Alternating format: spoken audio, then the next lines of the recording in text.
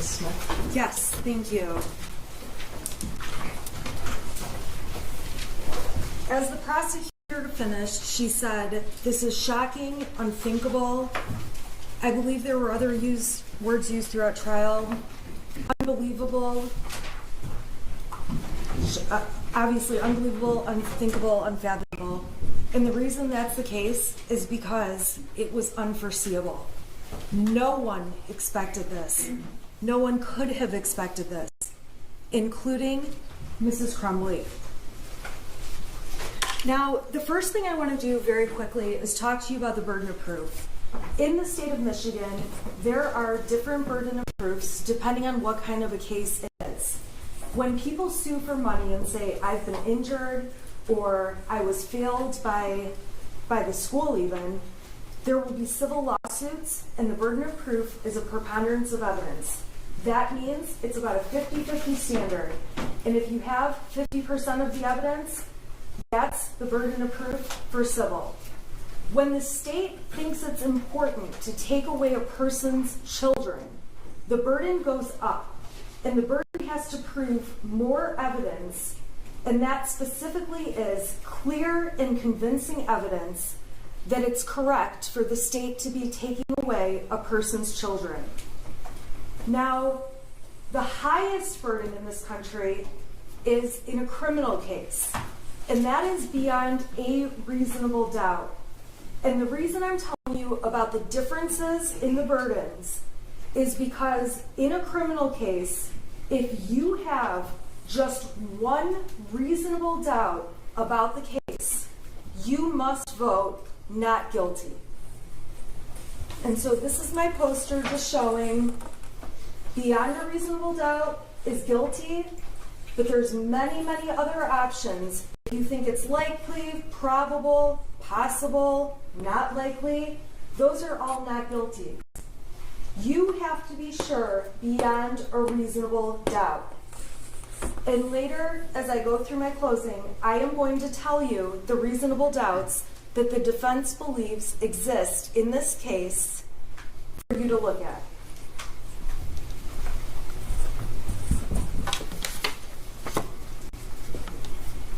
The other thing I have to ask you to keep in mind is that in the jury instructions, and I think you've been told this throughout trial, the defense does not have to prove or do anything.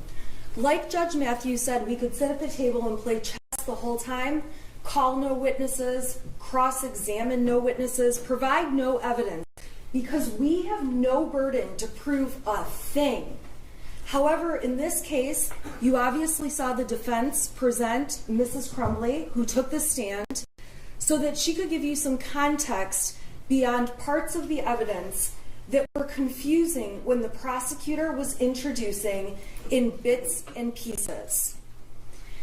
And the problem in this case is that we can all agree everything can be seen different in two ways. First of all, when you look back in hindsight with 20/20 vision, when you look back in hindsight, it is easy to say, this could have been different, that could have been different, this would have changed. And the other circumstance, the second one that makes a huge difference, is when you get full context around the evidence that is being used. And in this case, the prosecutor has cherry-picked little bits of evidence out of mountains of evidence to put in front of you with no context to explain what they're doing. And when you get cherry-picked bits of evidence, it's easy to reach wrong conclusions.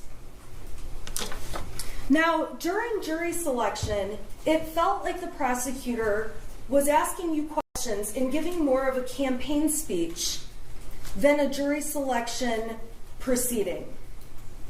And I would suggest to you that at the end of the day, the only judge, although Ms. McDonald mentioned she's been a judge and was a judge several times during her jury selection, the only judge in this courtroom that matters is Judge Matthews. And the only other people whose judgment matters are the 12 of you who will collectively decide this case. The rest of us don't matter.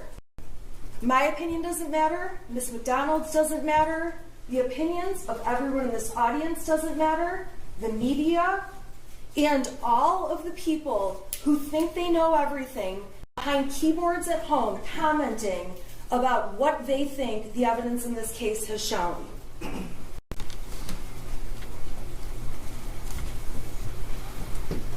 So during this case, it's obvious real life is messy and complicated. And during this trial, I will openly admit that I'm a lawyer who messes up. I get thrown off when I'm surprised by something. I feel like I get overwhelmed when information is coming at me quickly.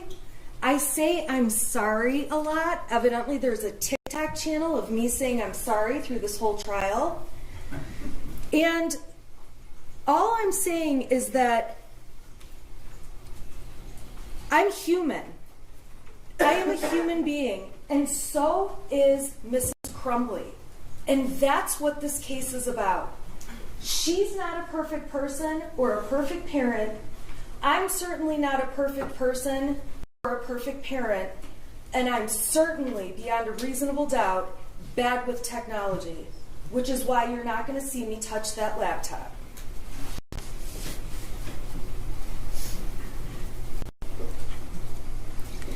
So during this trial, I have stood before you and shown you all my flaws, and I embrace them, and they are a part of what makes me human. And so has Jennifer Crumbley.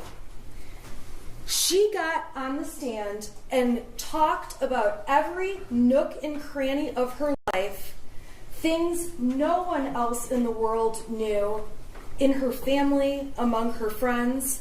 And she wanted you to see the whole truth, the entire truth, and nothing but the truth on everything, where she had to show you that she has made immoral decisions to have an affair. That she has made decisions you might not make to have another person involved in the affair. Now, we didn't get too far into the details, but it was enough for you to know that Mrs. Crumbley got up there and literally stripped off her armor, let the prosecution cross-examine her, and show you what happened in her messy life. And I say that with all kindness because I'm a mess too.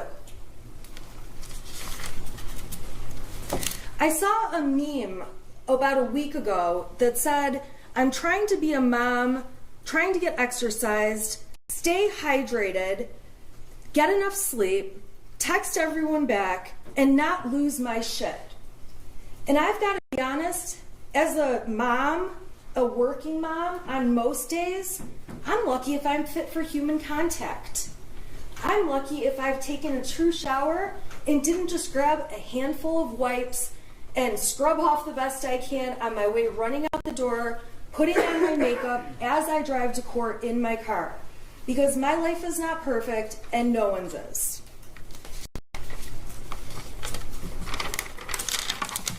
And during this trial, you may have concluded that you don't like me, that you hate me. That's fine. I am just asking that your opinions about me as a person, and if you're one of the people who plans to make a TikTok about me, that you won't hold those opinions against Jennifer Crumbley and will judge Jennifer Crumbley's case based on the evidence about her and her family. And if you hate her or don't like her or agree with things she's done, that's okay too. You don't have to like her. You are not expected to go hang out with her when this is all over. After trial, you don't have to decide if you want to go to her house. You don't have to have Thanksgiving with her. But when you're looking at the evidence in this case, it's important to set aside your opinions of her or take your opinions of me and supplant them on Mrs. Crumbley. Now, when I took on this case pretty early on, I realized I am Jennifer Crumbley, and I could be here accused and sitting in her spot very easily. Now, in my house, we don't have guns. I don't have guns, but I do have children. And actually, I have an oopsie baby, my fourth one. I did not want 4 in 4 years, but that's what I was blessed with. I say I'm abundantly blessed. And I have kids that seem to have no issues. And at the end of the day, they're good kids. They go to school. We have no discipline problems. We have arguments here and there, just like every family does. I have a son that wants to hang out with me very rarely, but I have no belief that any of my 4 children would ever harm anyone else. And while I don't have a gun, I have a large butcher block on my counter with big knives that I use when I cook, and I enjoy cooking. And at the end of the day, my kids could just as easily grab a knife without me knowing it and without me having it on my radar and walk out the door of my house and go play with their kids, the other kids on my block. Granted, they live farther down my block because I'm in the middle of nowhere. And my son could kill somebody with my butcher block knife that I would have never expected to happen. And if you saw the text messages that my husband and I exchanged on a daily basis throughout this past year and even years before, it would be so easy for me to be in her seat. With my kids, I don't monitor assignments. I don't look at their phones. I have no reason to. My son plays a lot of video games. My son's online talking to a bunch of people as he's playing a lot of video games. Even though he has a cell phone, I don't go through it and look at his messages every day. And as he gets older, I do know he's interested in girls. If he starts receiving nude pictures of a girl on the cell phone I own but let him use and gave him for his birthday when he turned 11, should I be held accountable for receiving child pornography if a girl sexts him over some inappropriate pictures? If my son decides he's going to send some pictures back and takes a nude picture of his bits and pieces, that's a 20-year felony. Am I then responsible because he sent a picture of his penis over to some girl? So not only taking the picture, a 20-year felony, but then we've got a 7-year felony for sending it over. Can every parent really be responsible for everything their children do? Especially when it's not foreseeable. And this clearly was not foreseeable to Mrs. Crumbley, because there's no one in the world, including Mrs. Crumbley, who would have let a school shooting happen and let what happened on November 30th take place.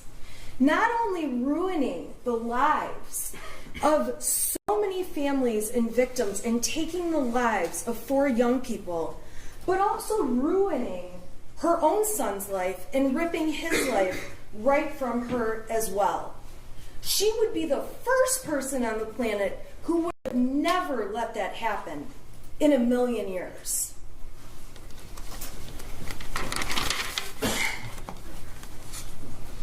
So this case is a very dangerous one for parents out there. It just is. And it is one of the first of its kind. Luckily, however, this is a case where the prosecution cannot meet its burden of proof. And thankfully, it's a case where truly Mrs. Crumbley does have a defense. And this isn't just one of those stretched cases where a parent is liable for what their child has done. Now, the judge is going to tell you that you have to, if you find reasonable doubt in this case, you must find the defendant not guilty. And the law says you must have a reasonable doubt, not 3 reasonable doubts, not 5 reasonable doubts, not 10. If you have a single reasonable doubt, you must vote not guilty for Mrs. Crumbley. And when it comes to reasonable doubt, each of you can have a separate reason to have doubt in this case. You don't have to agree on what the doubt is. And for that reason, what I am going to do is show you all of the doubts that the defense believes exist in this matter. Some of them may speak to one juror, some of them may speak to another, but at the end of the day, if you have just one, your vote in this case must be not guilty. So the first place the defense finds reasonable doubt is in the fact that the prosecution is so desperate to prosecute this case that they admitted a mountain of evidence that, quite frankly, was unnecessary. Now, they say to you they needed to show you, they needed to prove the manner of death. We stipulated that 4 people died. We stipulated that it was the most horrific set of facts you could ever imagine. We stipulated that what happened to Molly Darnell and Christy Gibson Marshall was horrible. But this prosecution, putting that evidence on, was designed to inflame you and make you emotional, strike your sympathy, and get you to hate Mrs. Crumbley, which, by the way, has been very effective for most of the media, most of the public, and for anyone who has seen information put out by this prosecutor in this case. A second reasonable doubt comes from the fact that we know, and the evidence in this case showed, context is key. And that was clear when Detective Wagrowski took the stand and said, you get better decisions when you have more evidence, and testified that in a former hearing, he messed up because he didn't have the video from before the one he saw. So he believed the parents arrived at the school together, and subsequently, when given more context, showing more video from further beforehand, he could see they actually arrived in different cars, met, and walked in the building together. And at the end of the day, the more context you have, the more accurate you can be. When Brian Maloche testified, another example came about where the prosecution had him testify that Mrs. Crumbley said to delete his messages, clear your cache. And I'm so thankful that the rest of the world sent me emails that I don't know how to pronounce cache, because now I do.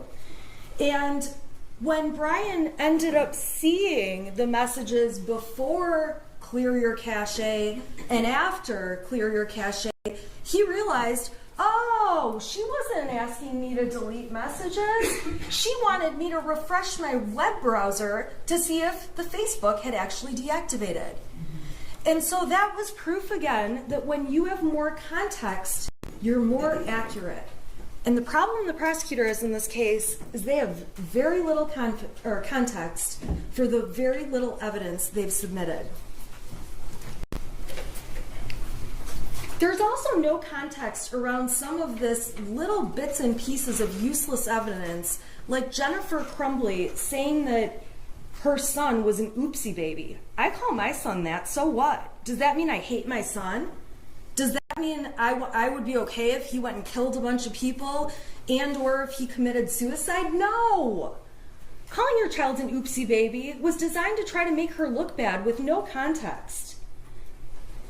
Having Amanda Holland come in, a coworker who's not a friend to Jennifer Crumbley and has been interviewed by law enforcement to tell you her advice on she should go have a mother Sunday with her teenager, so irrelevant when she's faced with raising toddlers every day. When I heard her advice, I thought, yeah, right. I have 3 teenagers. I almost have a 4th. And personally, not only would they rather do anything else than spend a day with me, I'd rather do anything else. And we do spend time together, but that's not their first priority when they get to pick what they're going to be doing.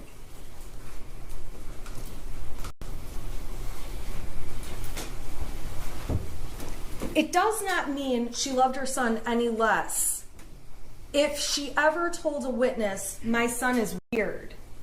And part of what made me realize I could be in Mrs. Crumbley's shoes is I've sent texts to my husband saying, our daughter is a psycho today. On the way to school last week, she's crying. She doesn't have people to sit with at lunch. I texted him, she's a nutcase. I don't know what to do. I don't know how to handle this. I don't have time for this. My other daughter is complaining about her lights flickering in her room. I texted my husband, this sounds like a case. The start of a case. My husband works for my office. He's actually my office manager, so he knows about the case. He went in her room and figured out in 5 minutes it's because when she flips her blow dryer on, one of our plugs makes the lights flicker. So this ghost that you would read about in my text messages, which by the way I did not respond to despite the fact that it's on our 6-person group chat, would be taken out of context and make me look like I don't really care that my daughter is crazy.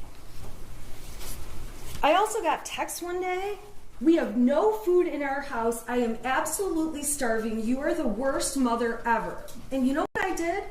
I ignored it. She was mad we didn't have the right kind of chicken ramen. When we have 85, I like the number 85, when we have 4 other flavors of ramen, and there's about 100 other things she can eat, and I knew she's not going to starve to death, but taken out of context, it makes me look like a neglectful mother. But if you know all the circumstances, and you know the relationship I have with my daughter, I knew it was an overdramatic, stupid point. So when you see messages from Mrs. Crumbley's son saying, will you at least call back? Those are so out of context. And when I'm driving home from court every day, I'm getting messages, will you at least call back? And I don't, because I know what they want is for me to run through the McDonald's drive-thru and bring everyone a Coke.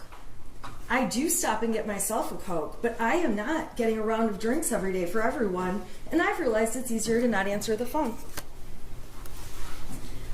So you can find reasonable doubt from the context that the defense did actually provide. And when Mrs. Crumbley got on the stand and explained to you her understanding of ghosts and dishes flying and laundry flying, that is evidence. And that is something that can create reasonable doubt to hear what was really going on.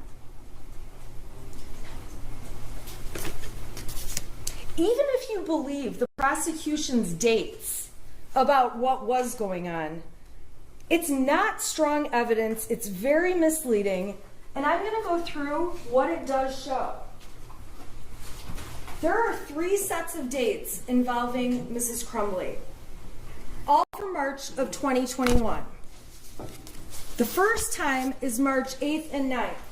They introduced exhibits, including text messages on the 8th, where Mrs. Crumbley starts off asking, is he home yet? Is he home yet? I don't want him to do anything stupid. I'm sure you all remember those.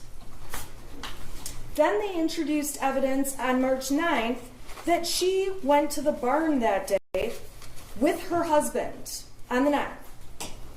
Then they introduced evidence, and I will give them credit, they put together quite a case, although it's really not important, that there was a picture of the horse taken at the barn that day, that the data supports there was a picture of the horse taken at the barn that day, and that there was GPS tracking information supporting that she was at the barn that day. Okay, fine. So on March 8th and 9th, there's concern that the shooter, Mrs. Crumbley's son, is making weird comments, and on the 9th, she goes to the barn and she takes some horse pictures. That's all that shows. Pretty minimal. Next, they went to March 16th through 19th, which was broken up into a million exhibits that, quite frankly, were out of order, threw me off my game, helped create these beautiful TikToks, and I'm going to tell you what they show. Now, these ended up all being admitted as exhibits, but I'm going to go in order of what they show. There was a text thread in Exhibit 85, which if you want to look at it, you can, where Jennifer Crumbley said, I'm going to get drunk and ride my horse. This was on March 17th, St. Patrick's Day. A lot of people have a cocktail on St. Patrick's Day. That does not make her a mother that would be negligent or grossly negligent to her child. There's text messages from the day before where Mrs. Crumbley's son is saying some things about, now the house is haunted. Some weird shit just happened, now I'm scared. I got some videos, a picture of a demon. It's throwing bowls. I'm not joking, it fucked up the kitchen. I'm going outside for a while. Can you at least text back?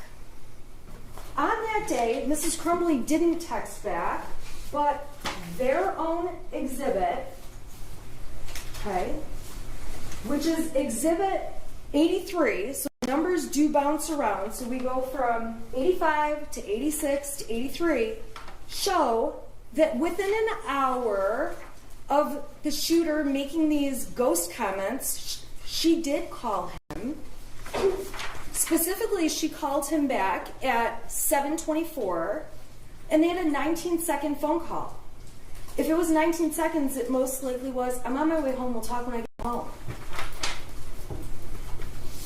So then, the state, in order to make it seem like they've really, really got some proof here, they admitted exhibits 87, which show on the 17th, on St. Patrick's Day, James was on a horse. They showed People's Exhibit 88, confirming the metadata that James was on a horse. They showed a picture, 89, of Jennifer on a horse that day. Metadata to prove she's on the horse that day. Another picture, number 91, of James on the horse, a different picture. The metadata to prove James is on the horse. A picture of Jennifer with her horse in Exhibit 93. And again, the metadata to support the picture was taken out at the barn and sent, and that these people talked about these horses. Okay, so fine. That's on the 17th of March. You're going to have access to all this evidence if you want to see it. Then they introduced exhibit number 86, which is where their son says the house is haunted. This is on the 17th. This is the day where he says, can you text back? This is the day where I already showed you the exhibit. She called him. She didn't text back, but she called him. And then they show a couple texts from a few days later on the 19th, where it's obvious from the messages the Crumbleys had an argument with their son the night before. He was upset to have his phone and things taken away. That Jennifer Crumbley gave him a melatonin to go to sleep. She should have only given him a half. It's in the messages, but she gave him the whole thing. And it knocked him out, and he slept in their bed that night. And when he woke up the next morning, James described him in the text messages as he woke up looking like he had way too much to drink last night, complaining about a headache. Jennifer says, well, he was really worked up and out of control, so I can see why, talking about his behavior during the fight.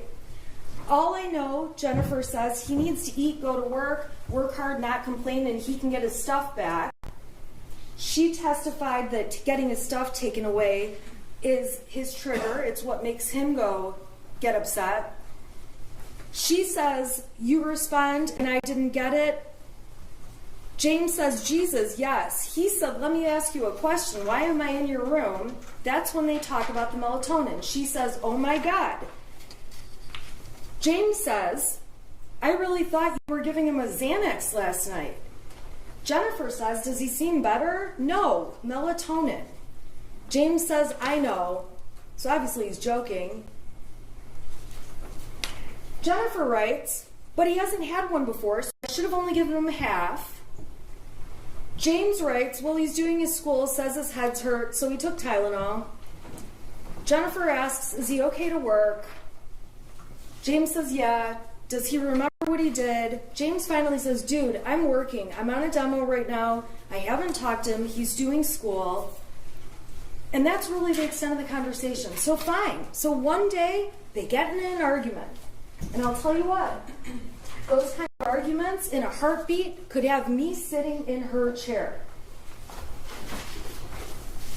The final date that the state claims Mrs. Crumbley had knowledge about back from March of 2021 are exhibits 96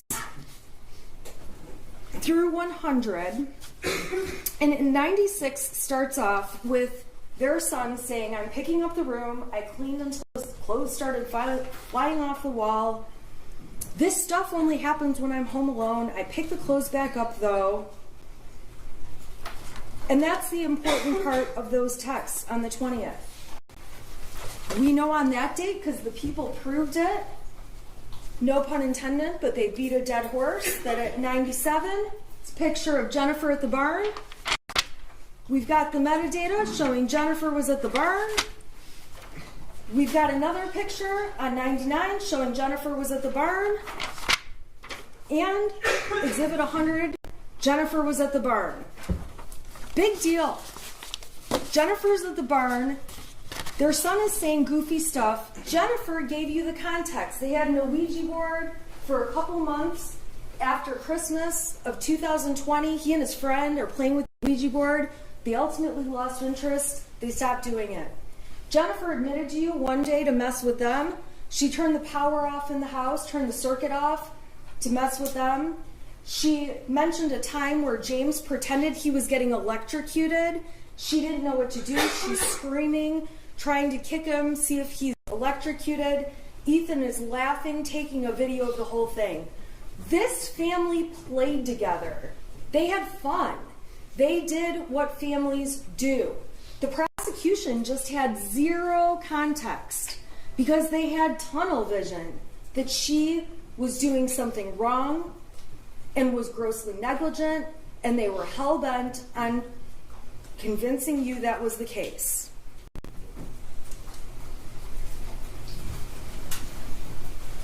So the other thing that you can find as a reasonable doubt in the case is the lack of evidence in the case as a whole. The prosecution has made very serious claims.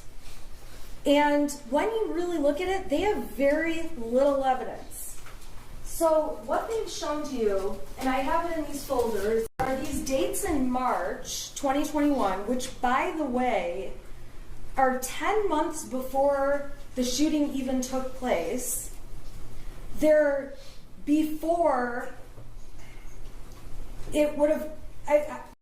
it's unreasonable to expect that things that happened in March of 2021 are an indicator that 10 months later their son's going to do something. It would be very different if every week there's something going on up until the shooting, but there's not. Because if there was, the prosecution would have brought that in and showed you every horrible thing that was happening to show you their son was being ignored, and they don't have the evidence. So what they did provide and what was admitted, this is exhibit, I believe, 423. These are all the Facebook messages between James and Jennifer. So when you look at those Facebook messages and consider, and this includes the photographs and the GPS stuff, that they're using this much compared to this much over the period between January 2021 and the shooting. This is a very little bits in time compared to the grand scheme of things. And while the officer testified and played games with me that he's not sure this is the best evidence against Mother, you better believe if they had better evidence, they'd be up here showing stronger and better evidence. This is it, ladies and gentlemen. It's obvious from the evidence in trial, and you may find it to be a reasonable doubt, that the Crumbley son was a skilled manipulator, and they didn't realize it. He's not sick. He doesn't have a mental illness. He's had no history of hallucinations. He has never shown his parents signs of mental illness. He certainly never showed signs of mental illness wanting to get a gun. No parent would purchase a weapon if they believed their child had mental illnesses. And these are people that had 2 other guns in the house for months where nothing ever happened with those guns. They had no reason to believe that somehow this 3rd gun was the thing that was going to make the difference. The texts that the prosecution admitted as Exhibit 101 were texts between the shooter and his friend that we have not named. The extent of these text messages saying goofy things like, I told my dad to take me to the doctor, he gave me pills to suck it up, it's at the point I'm asking to go to the doctor, I'm having insomnia and paranoia, I'm calling 911, I thought about calling 911, but my parents would be pissed. I don't disagree with the prosecution that these are alarming messages, but clearly the shooter's friend isn't that alarmed because he's not texting back. The shooter's friend knows there must be more going on because he doesn't tell Mrs. Crumbley, who is like, and he's like a second child to her. And we have no other context about these messages, and if anything, the evidence does not show that Mrs. Crumbley ever saw these messages. Now, when she sees them now, she thinks, that's crazy. She'd like to know more context. But you also have to know, and another reasonable doubt you may find in this case, is created when you compare these text messages that were sent that have alarming things between Ethan and his friend to all of the messages between them, which are over 20,000. And what you would have to believe, and what I would believe, is that if the state had stronger evidence, they would have paraded it up and we would have been seeing a lot more of these. But instead, they were admitted, and you haven't heard the friend testify, you haven't heard any context about these, and all you can see, and really all the evidence shows, is that there's no reason to believe Mrs. Crumbley ever saw them.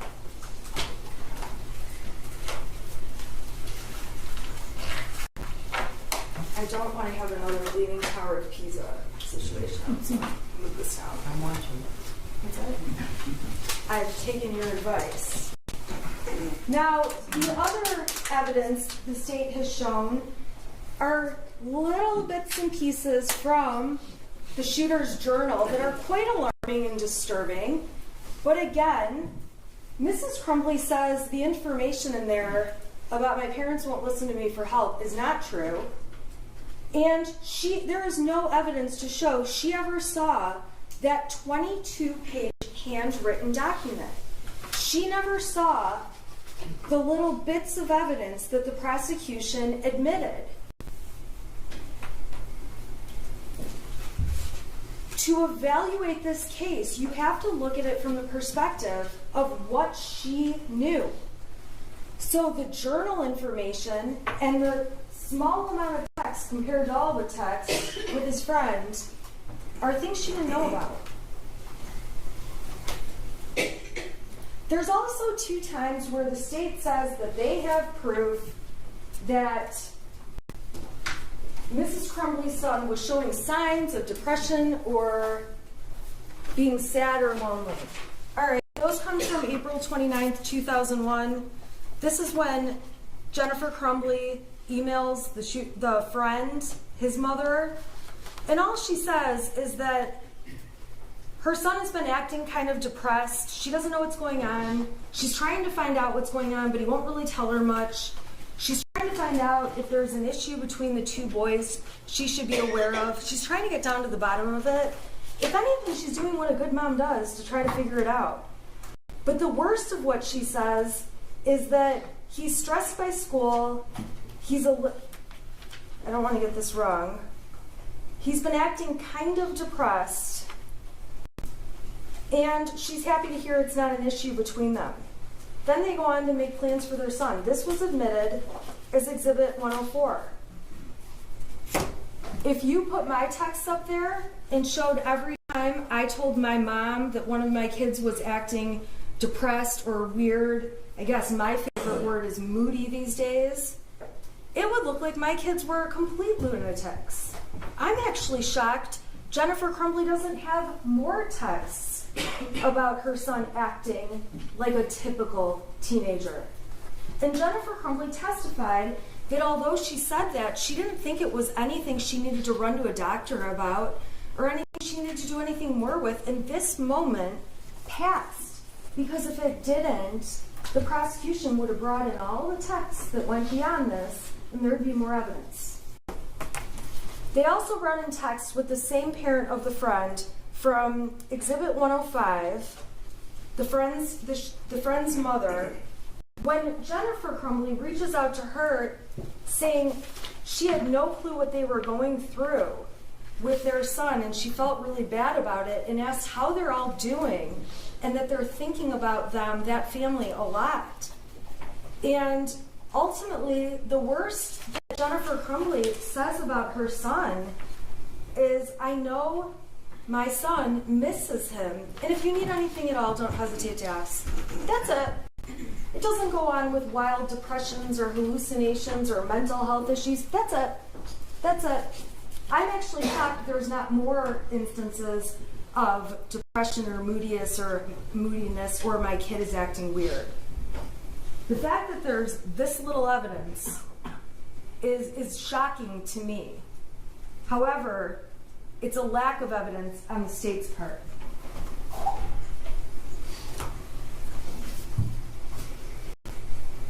There's also a lack of evidence in Mrs. Crumbley saying he's depressed to really anyone else. Even after the shooting, when she's talking to her friend Kira, to other people, to Brian, all she keeps saying over and over is, "I wish there had been signs. I wish there had been something. He's a normal kid." There's a complete lack of evidence of mental health concerns specifically. If you want to really spend some time digging into this, you can read all the messages between James and Jennifer Crumbley, all of them, and you will find that there are not texts that go on and on that their son was exhibiting anything close to a mental health concern. And again, my text would read worse because I say things like, "I think my daughter's psychotic."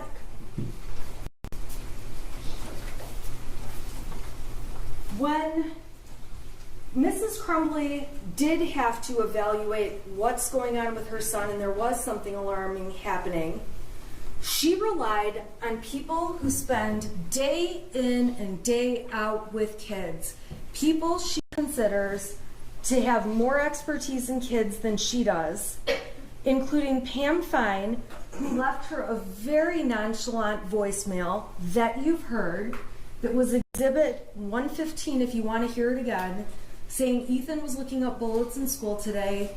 It's not illegal, it's not wrong, he's not in any trouble. It's just like how teachers can't look up hops for beer. You don't need to call me back.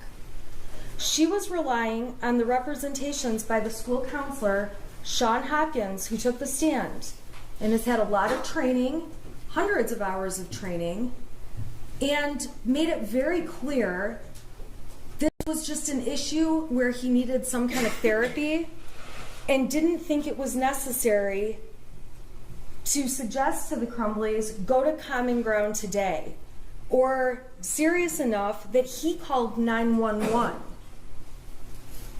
And she relied on the assistant dean, who also has an abundance of experience Mrs. Crumbley doesn't have.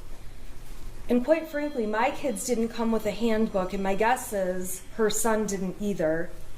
And the assistant dean said the same thing in the meeting with Mr. Hopkins, that Ethan Crumbley that the son could remain in school that day, that he would probably be better off, according to Mr. Hopkins, around peers versus being alone, And that as long as they got him an appointment within 48 hours for some kind of counseling or therapist, that was sufficient. So it's absolutely not credible when a witness from the school, like Mr. Hopkins or Mr. Ejak, gets up on the stand and says, even if a kid is very sick, we cannot force them to go home. That is not true. And as parents, with common sense, you should know that's not true. Because when my kids are puking, my kids' school will not let them be there. And when they have a temperature, not only can they not be there, but my children's school is always nice enough to remind me they can't be there for the next 24 hours, which means they can't be there the next day either. So reasonable doubt can be found in the fact that trained professionals told Mrs. Crumbley her son was not a risk, and Mrs. Crumbley relied upon it. This school also failed to even really look at the situation and tell her about things from the year before. They made it very clear that he was not in any kind of discipline issue, which is shocking to me and was shocking to Mrs. Crumbley, considering he's off topic looking at bullets in school. He's looking at a video in school of some kind of violent pictures, and then he draws a gun on his math paper instead of doing the math paper. So when school officials say, okay, this is really not a big deal, all we want is a counselor within 48 hours, Mrs. Crumbley took that as a very strong sign that things were fine. And reasonable doubt can come from the fact that those 3 people at the school, Fine, Ejak, and Hopkins, are mandatory reporters by CPS who would have reported if they thought Mrs. Crumbley or Mr. Crumbley were neglecting their son. Mrs. Crumbley even commented to others about the nonchalance that was at that meeting, that it was only 12 minutes long, which surprised her, that she was disappointed they didn't take it more seriously, that she was surprised there was no disciplinary action, and she left the school actually feeling better that maybe she had overreacted when she flew over to the school. Now, the people who are trained in these areas, they didn't just say, we're not trained in these areas. They gave specific examples. They said that kids who are really a threat, they would show nervous behavior. They would show anxiety about somebody else handling their belongings. In this case, the shooter was cool as a cucumber as Mr. Ejak went down, got his backpack with the gun in it, and brought it to him.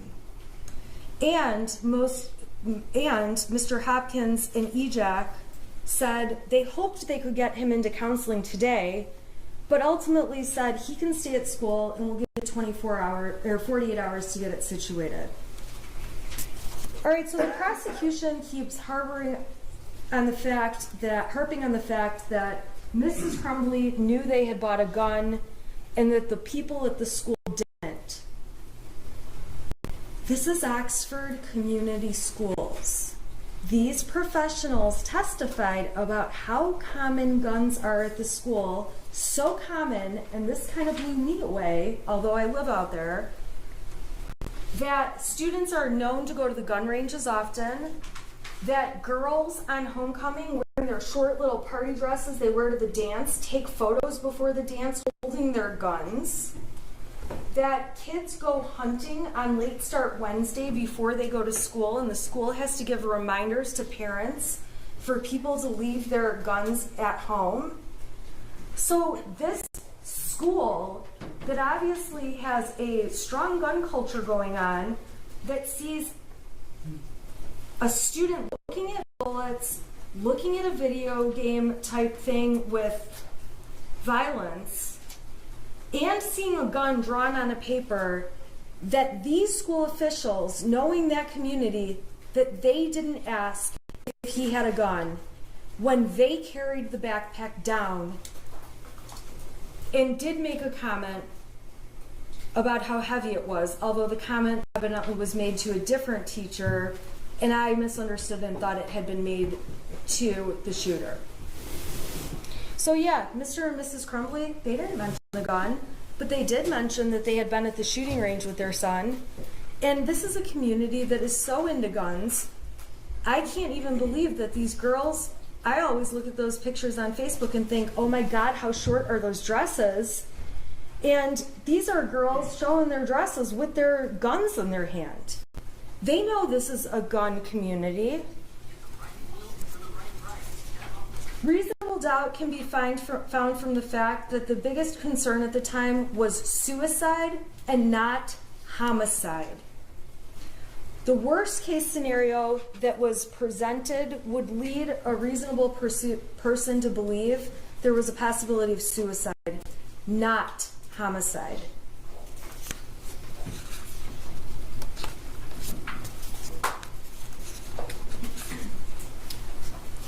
The prosecution seemed to also carry on about the amount of money and time that Mrs. Crumbley spent on horses. Just because she spends money and time on horses doesn't mean she doesn't love her son. And the fact that they have to stretch so much can create reasonable doubt. And if you actually look at the exhibits the defense submitted, you'll see that Mrs. Crumbley said she has to get a second job to pay for the braces, which are very expensive, to put on her child's teeth. She paid for her son to be a part of a bowling team. She paid for him to do other sports. She cared about her son. Just because she cared about horses and bought medication from them and had a horse hobby, that's not any different than a dad who likes golf and buys new golf clubs and has a membership to a country club and spends time there and spends money at the bar there on days they go golfing. It's not any different. To try to suggest that it shows the priorities were on horses and not their son is just garbage. This is a son who had everything he needed and all kinds of opportunities in life. A son they take camping and on vacation to Cedar Point. Not only do they take him, they take a friend with them. These are parents that clearly love their child. They're sitting there playing board games with him, spending time doing that. That's all in the Facebook pictures that were admitted. Those are submitted to you as exhibits, and you can take a look at them if you want to. Brian's testimony in this case absolutely creates reasonable doubt. When Brian Meloche testified, there's no question he was inconsistent. And I would submit to you that there was no reason law enforcement needed to interview him for 2 hours, 1 hour, and then 3 hours. But over time, the police certainly caught on to the fact that the more you ask Brian the same question over and over and he realizes he's not giving the answer you like, he changes it. And while the prosecution tries to make it sound like, well, he didn't want his affair outed, from the very beginning, he told them he was having the affair with Mrs. Crumbley. That was not something that ever changed. It wasn't until the third interview when they started talking about his pension, talking about his job, that he felt pressure. He agreed with the word pressure, and he agreed with the word veiled threats, although he did take it back later, that the police wanted him to say something bad about Mrs. Crumbley. And I would submit to you that they probably did that to all of the witnesses in the case. But Brian Meloche was the one who admitted to it. And when Mr. Keast got back up there and asked him more questions and asked him more questions, Brian got right back in line like he was supposed to and told them exactly what he knew they wanted to hear.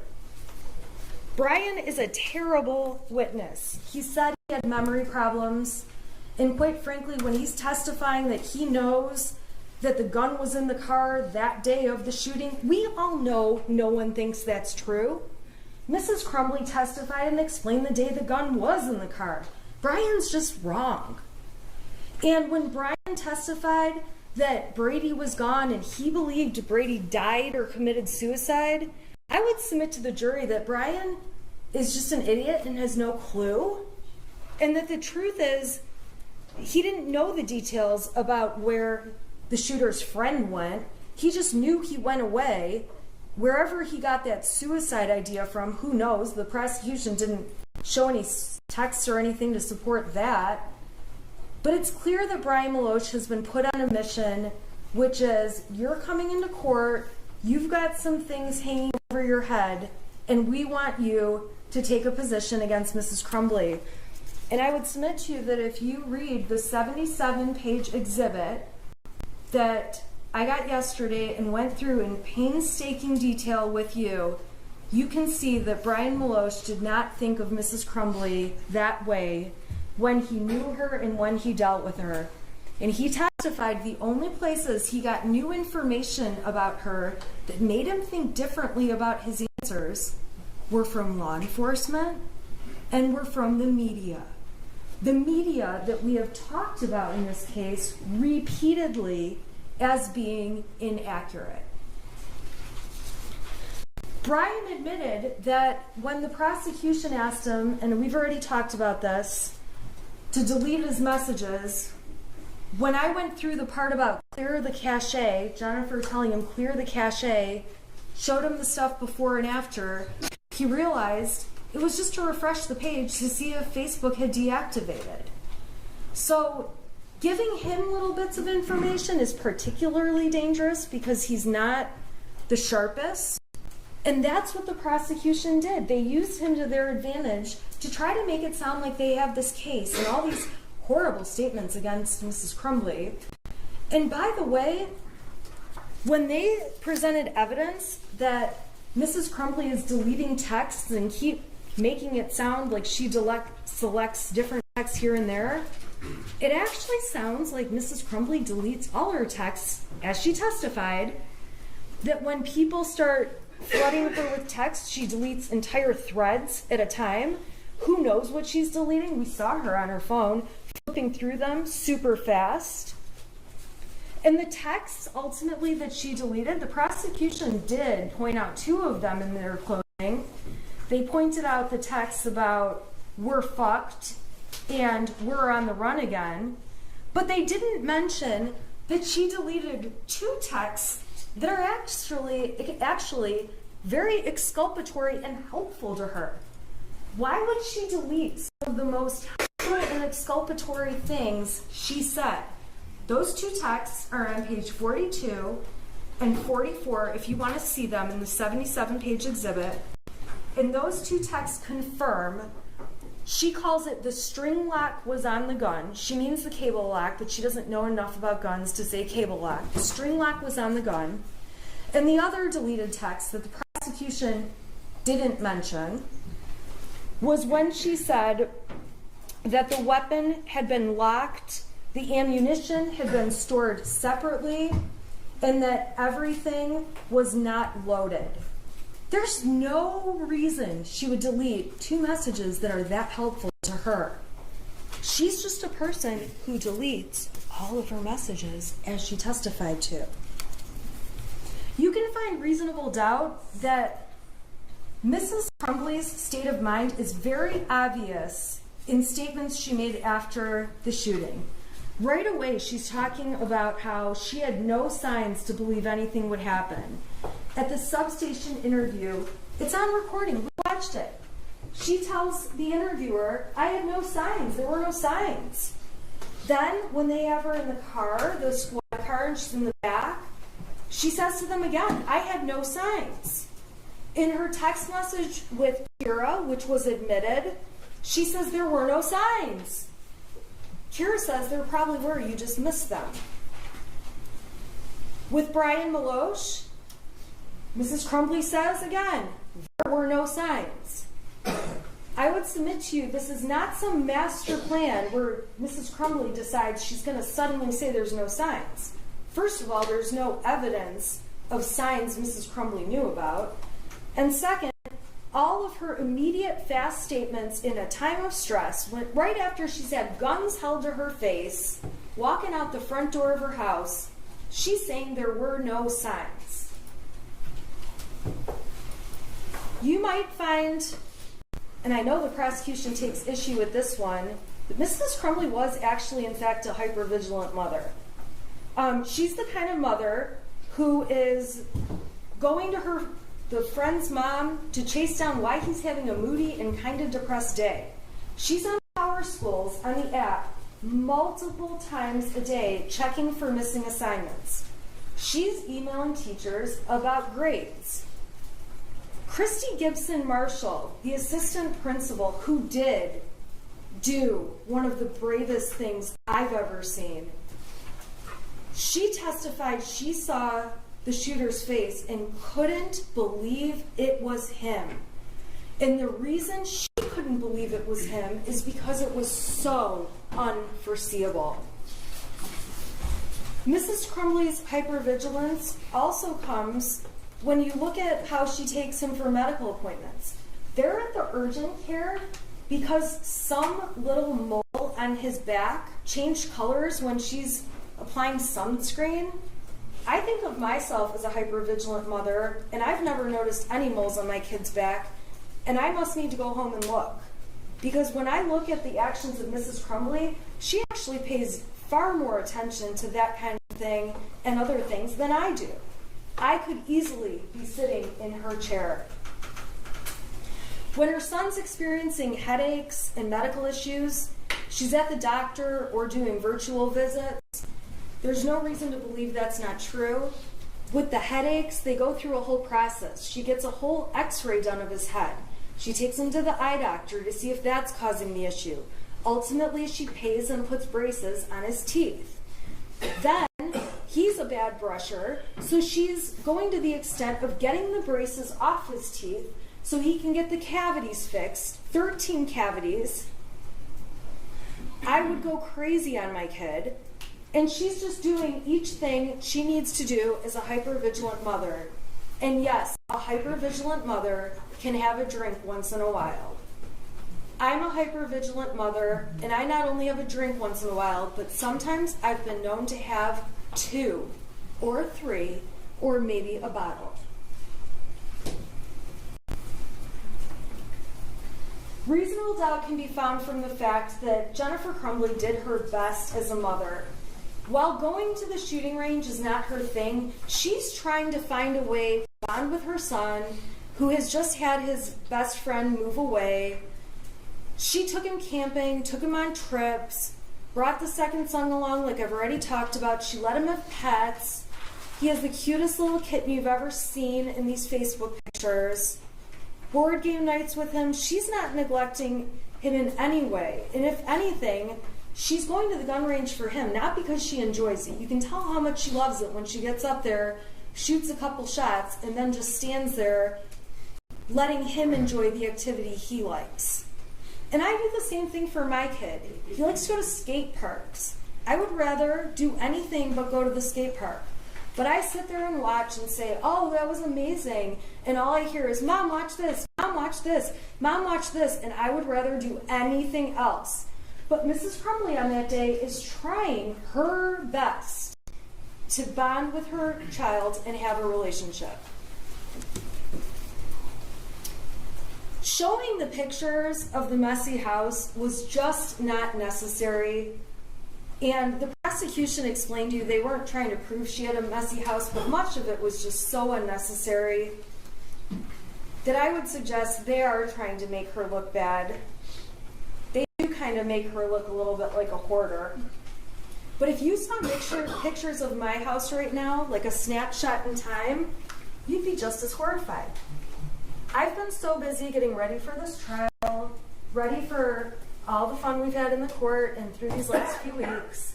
I still have my Christmas trees up. I was complaining to my husband the other day, oh my God, we still have our Christmas trees up. This is embarrassing. And he said, hey Shannon, we still have ceramic pumpkins up. And I realized, oh yeah, all of our fall decorations are out too. And right now, I have piles of laundry all over. My kids over Christmas break put together stacks of stuff I need to take to the Salvation Army. I have donations of my own that need to go. My house right now, if they did a search warrant today, would look just as bad as Mrs. Crumbley's, and it says nothing about me parenting my child. If anything, when I come home from work, I make a deliberate decision. All right, listen, I can run around this house for 3 hours and try to get as much as I can done, or I can sit on my couch and watch old episodes of the Kardashians with my daughter. And I believe my time is better spent hanging out with her watching trashy TV than cleaning up my house because I get a chance to spend time with her. And Mrs. Crumbley was the same kind of mom. She was waiting until the holidays to have more time. She said she was going to clean her son's room. I would be screaming that I would make my son clean his room, but regardless, the project coming up was going to be to get those rooms in order. But at that point in the year when the holidays are coming up and you're getting ready for all of it and going through Thanksgiving, it does get to a point where you do have boxes piling up and you're just trying to get through those last days of school to get to Christmas break.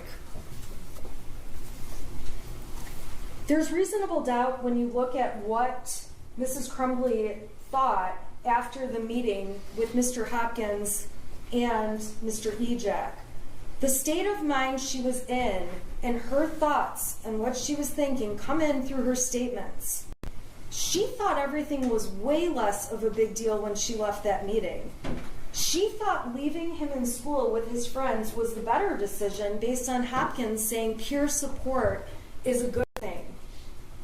She thought making him an appointment was sufficient. Within an appointment within 48 hours was sufficient. That doesn't even mean the appointment was going to be within 48 hours. Reasonable doubt can be seen in the video when Mrs. Crumbley first sees her son at the substation. Her reaction to seeing him in this complete state of disbelief as to what's going on is to look at him and say, why? Why? She doesn't look at him and say, I knew you were going to do this. She doesn't look at him and say, see, I knew we shouldn't have bought that gun. She says, why? Why? And when he says, take care of Dexter, she cannot believe that's her son and goes back into the other room with her husband and says, what the fuck? He didn't even care. And while the prosecution asked questions about, well, she's not sobbing, and we hear sobbing, and that's clearly James. James is sobbing. When you look at the video, if you decide you need to see it, Mrs. Crumbley is dabbing her eyes and wiping her eyes. And fine, she's not the crier some other people are.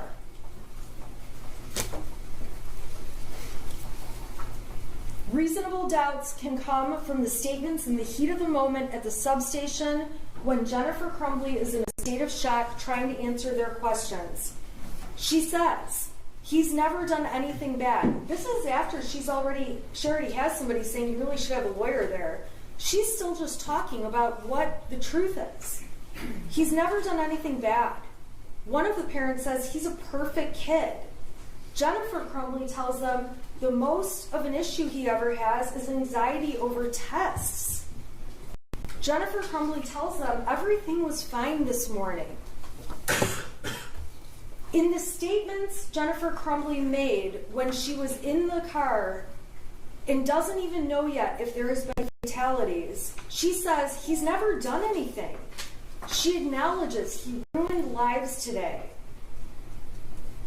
She says, it's the first time I've ever seen him do anything. She says, he's a good kid. He's never angry. He's mellow.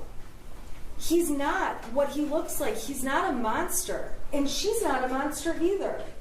She explains to them in detail when they ask, he's never had mental issues.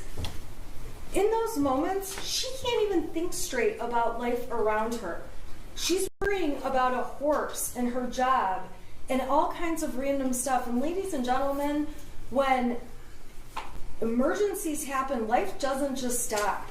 So the fact that she's able to function and think, I still need a job, I need money, I need a phone that works, that doesn't mean She thought her son would terrorize and kill people and shoot people at a school. Her reaction when she finds out there are fatalities was genuine and honest, and she broke down crying, although she does continue to keep answering their questions. She explains why she feels like fatalities are different. She explained that on the stand. If he had shot people and injured them, it was something they could at least deal with. But a fatality is a fatality and can never be changed. The prosecution's attempt to misconstrue Jennifer's entire demeanor is a reasonable doubt in this case to show they don't have a strong case. They keep saying she's not sad. Jennifer explained she went into what can I do mode. She did show sadness if you read the texts between her and Mr. Milosh. She showed sadness in the way that she shows sadness. And for these officers to get up on the stand and say she didn't behave like the mother of a school shooter should behave is nonsense. None of them have ever dealt with the mother of a teenager who has just killed people and shot many others. There isn't a right way in any handbook to say how you should or should not behave. Trying to make her look selfish and callous goes right with that same thing. How she reacts is how she reacts. You see it on the screen. It's really hard to pass judgment, although these police officers did, on how a person should react when for the first time in their lives they walk out of their house and are surrounded with guns in their face. Or how a person would react to be woken up in the middle of the night on a mattress with police around them and above them with guns in her face. So not only has anyone not been in the shoes of a school shooter and dealing with the kind of emotions that would come with that, they also don't know, and there isn't a standard reaction for how you behave when you're surrounded with guns in your face.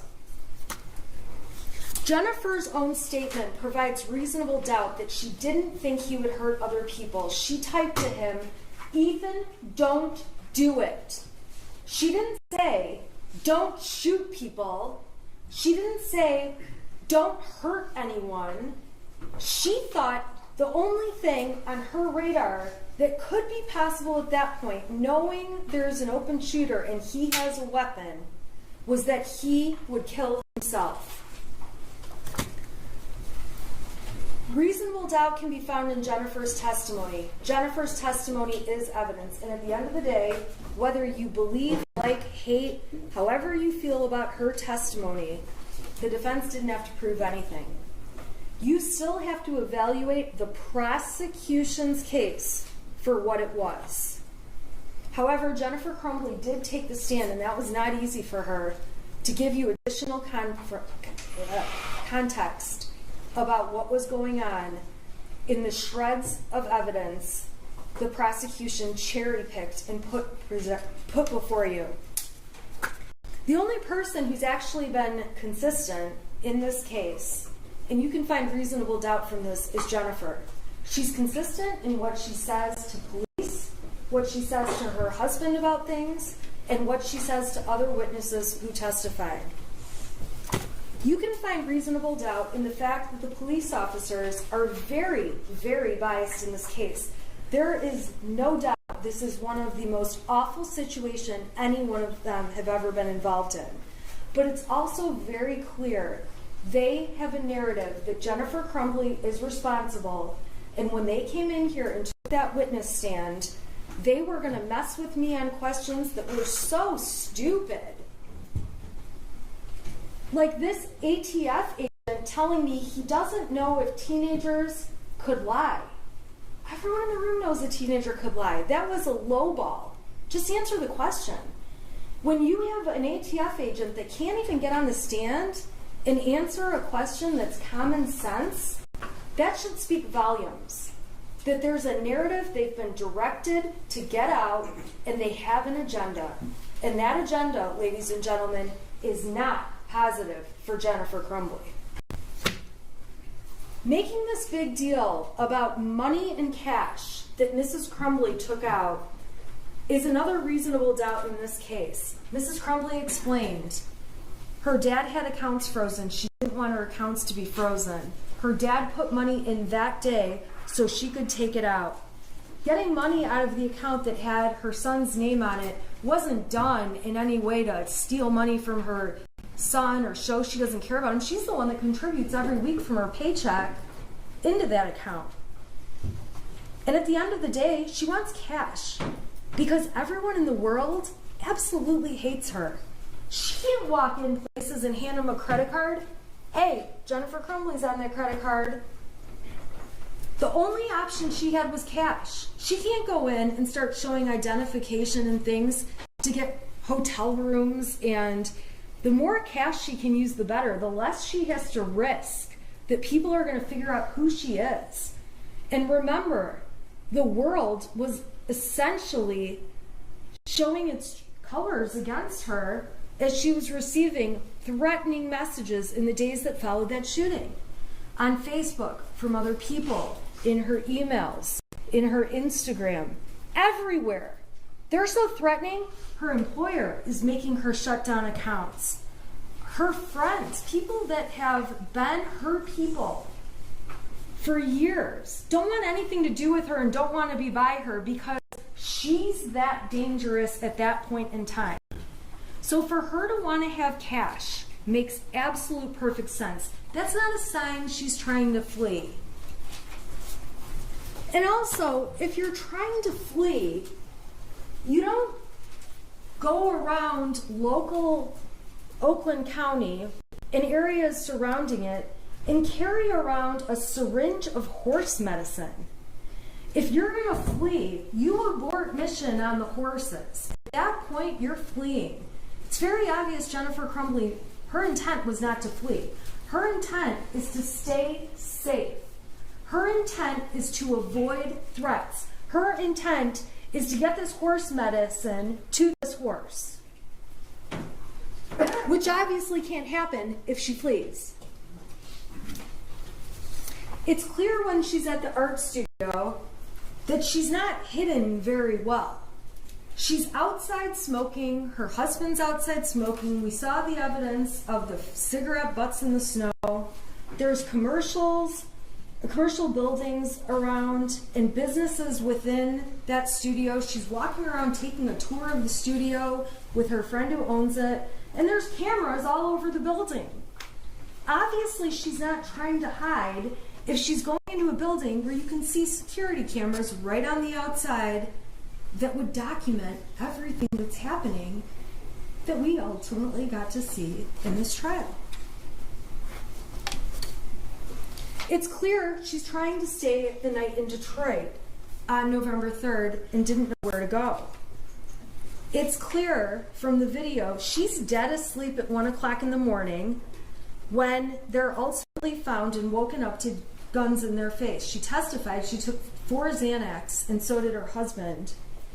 We also saw evidence there was a liquor bottle in the garbage, and presumably she had a drink. After 4 days of no sleep and not really eating, one can only imagine how hard 4 Xanax and a cocktail might hit you. So they make this big deal that there's text messages after 11 o'clock saying we might have been found.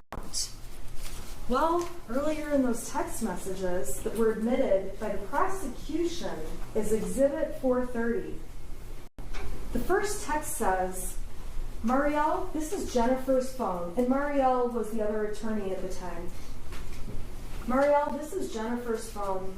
James and Jennifer are using Jennifer's phone now. Next message. The other phone broke. And then there's a message to the Crumbleys, when you can, we'd like for you to call us. That's at 6:19. Then at 6:21, thank you, Shannon's calling you both shortly. Then at 7:02, I text, Marielle and I are going to come get you in the morning. We do not think it will help to make a statement that you're coming in or that it will be tomorrow morning. All we can say, as we've told everyone, is that you're coming back, and as of tomorrow, you'll be back. My next message says, we can show them that everything we've said was going to happen did happen. Because the Crumbleys weren't running. They just wanted to turn themselves into a court. And law enforcement got on the stand and told you that's something people commonly do. It just didn't happen in this case. At 7:03, the Crumbleys write back, and we don't know if it's Jennifer or James because they're sharing his phone. Okay. Text to the lawyers that say Marielle, Shannon lawyers. Who knows why they sent that? I text, I am going to drive home from my office right now. I'll give you a call in about 45 minutes so I can get all of the bond factor information written down for you for Marielle and me. I'm asking for bond information so we can go to the court in the morning. Your Honor, I'm going to object. There's a prior ruling. She cannot be a witness. That was already dealt with. Sorry, I thought I was arguing off the evidence they admitted. Well, you can argue off the evidence. Okay. So they say at 7:37, okay, we'll be waiting. I'm going to call in 1 minute, okay. Then at 11:14 on the phone that both of them have been using, a text is sent to the lawyers. Think we might have been found, don't know, just a heads up, please check. It's not for a couple hours that they're actually found, but Mrs. Crumbley testified she didn't send that text and she was already asleep. Now, after those text messages, there's 2 more pages that are included in that exhibit. So if you do end up taking a closer look at 4:30, which is totally fine, just be aware that there's another thread that starts that's a repeat, and I don't know why that is. I just want to let you know that, and I'm not sure why that exhibit is like that. That was a new one we got, obviously, all today.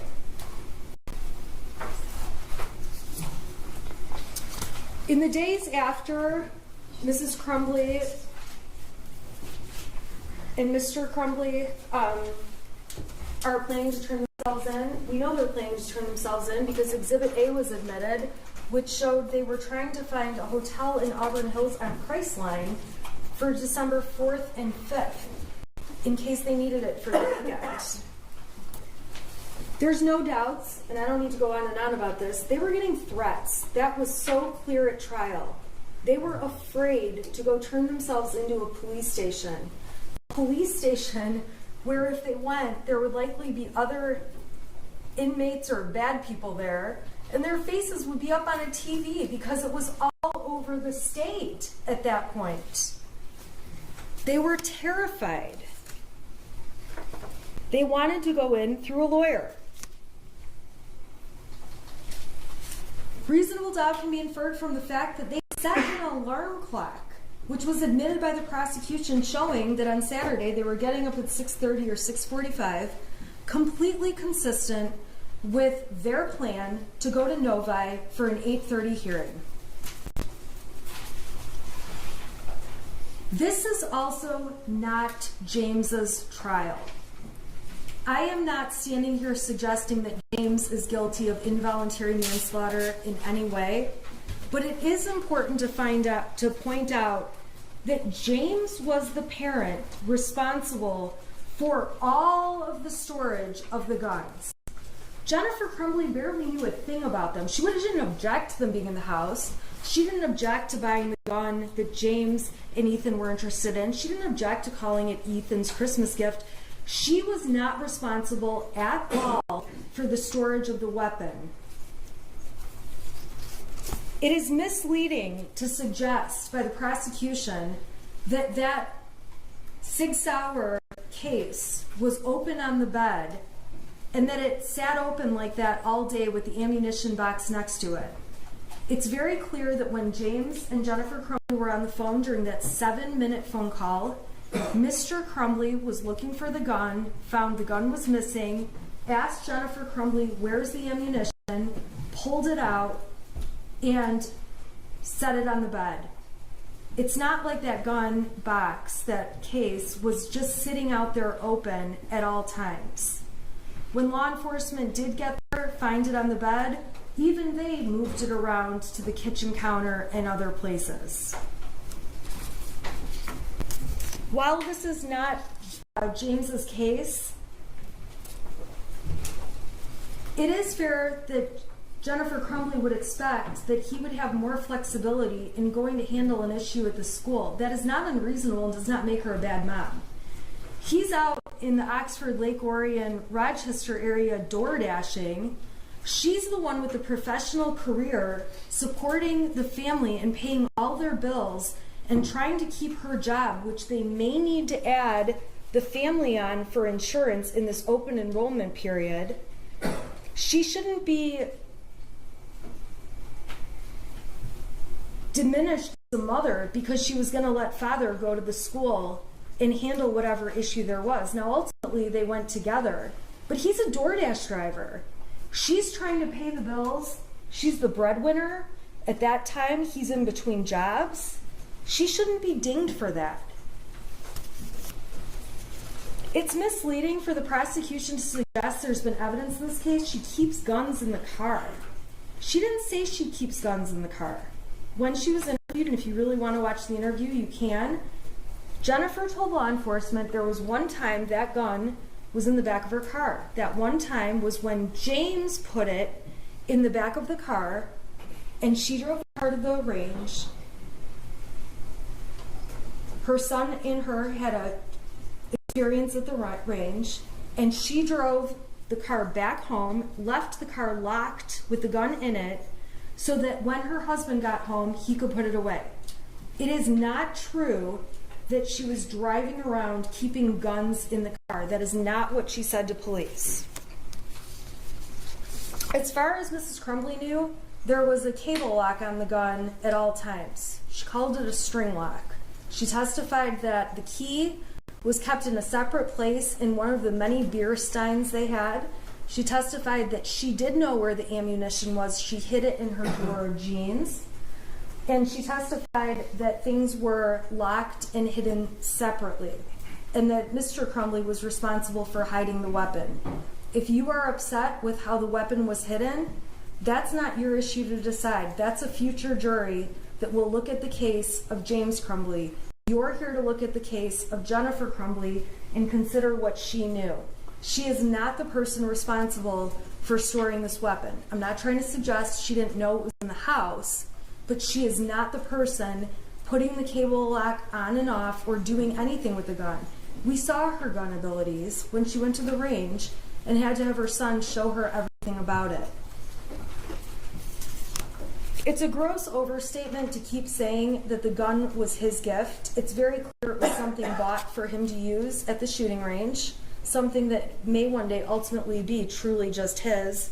But it's just like any of us giving our kids a laptop to use, a cell phone to use, a car to use, a jet ski.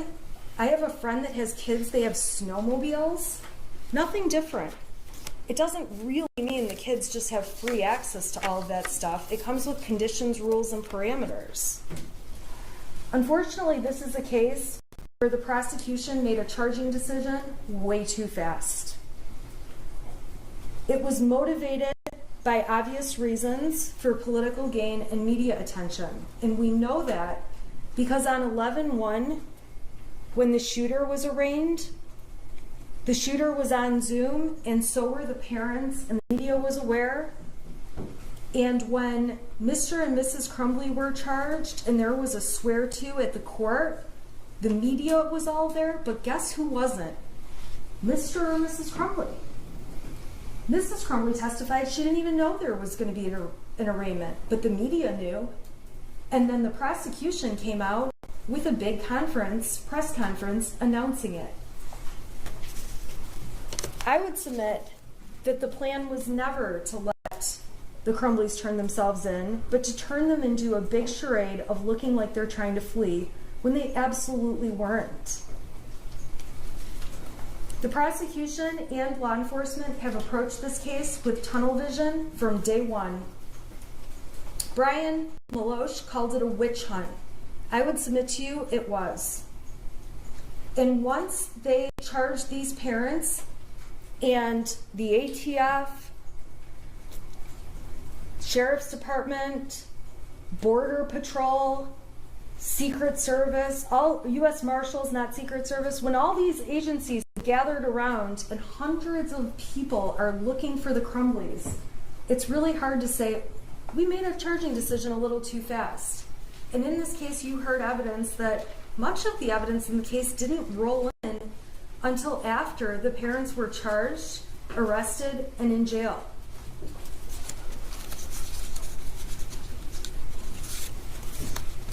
To try to suggest having multiple phones as a sign of fleeing is just garbage. I think everyone here clearly understands why they bought burner phones and why they went and bought replacement phones with their phone numbers so they could use two-figure factor authentication to get into their accounts. Jennifer Crumbley is seen in the police interview at the substation handing her phone to law enforcement when they're asking questions. When the police tell her they want to take her phone for a search warrant, she doesn't want to hand it over right away, but it's not because she's trying to hide things. It's because it's her only line of communication. She doesn't really understand how a search warrant works until her husband explains it. All of her contacts are in the phone. She doesn't carry around a little diary of all the numbers, although police do let her get the numbers out. And it's the only way people can get a hold of her, and she's been in touch with them nonstop, as we can see when she's in the police vehicles. And again, although she's on her phone, and there is a substantial amount of time where she's looking things up, communicating with people, trying to get things done, that doesn't mean she believed her son was a school shooter and had no emotions over what was happening. The prosecution has painted her out to be a person who lacks remorse, and I would submit to you that she would change everything if she could. And when she looks back and says there's not a thing that she feels she could have changed that would have changed something, you have to keep in mind that the suggestions by the prosecution are just ridiculous. Giving him a hug that day in the counseling office was going to stop a mass shooting? That's just ridiculous. There is nothing to prove that anything could have stopped a mass shooting when you're dealing with someone who is so manipulative and is a criminal and was a shooter in cold blood and pled guilty and took responsibility as an adult for his crimes.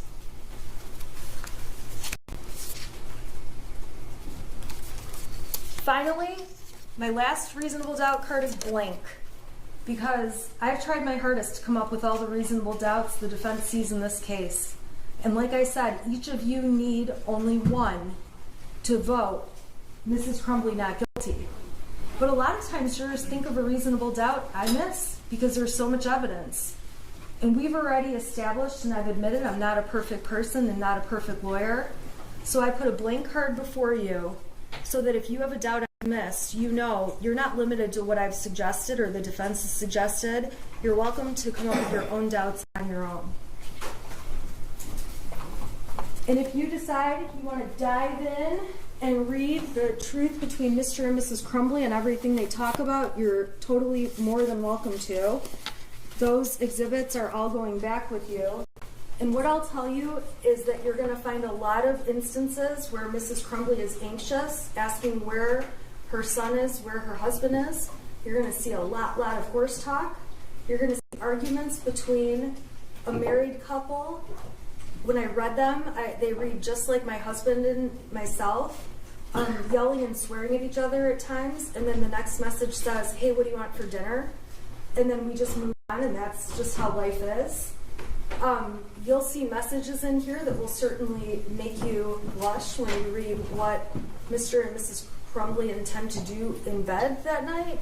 You will read a variety of messages that show real life. in real life between two married people that have a child.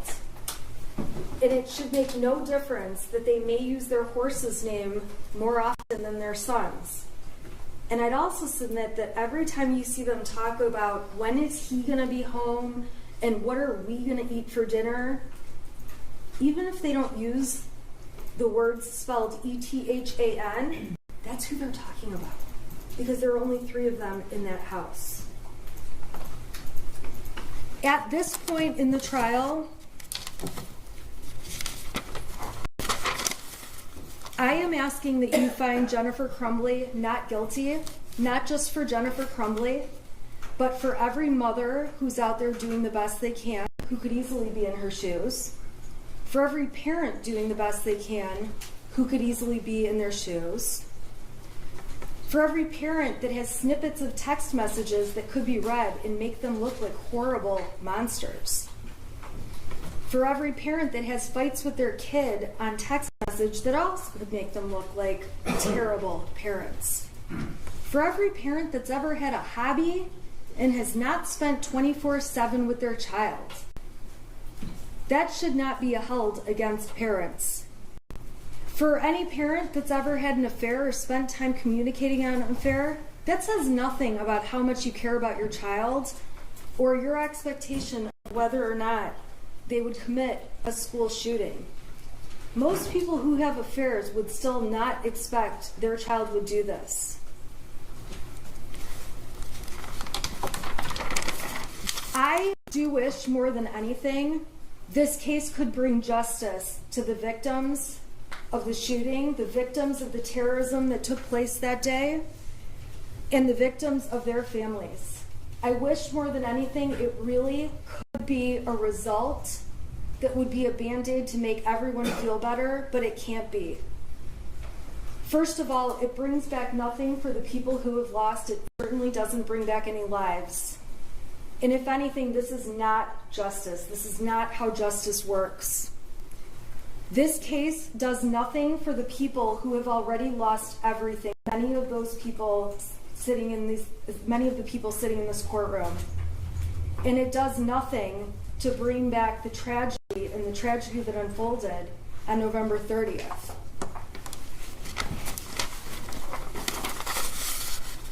At this point in time, the prosecution cannot prove that Mrs. Crumbley avoided exercising ordinary care that would have saved lives. The prosecution cannot prove that Mrs. Crumbley was aware there was a danger that existed by her son that required her to exercise reasonable care. They cannot prove that she was grossly negligent and that there was any way she could foresee that this would happen, as awful as it is, and we all stipulate it is. At this point in trial, I always have to sit down. This is how the court rules work. Prosecution gives a closing, I give a closing, they have an opportunity for rebuttal, and then I don't get to say anything else. And I'm sure you can see from my demeanor in trial, when the prosecution says something that I know I have an argument against, I get anxious, you can see a reaction, and I'm not going to do that.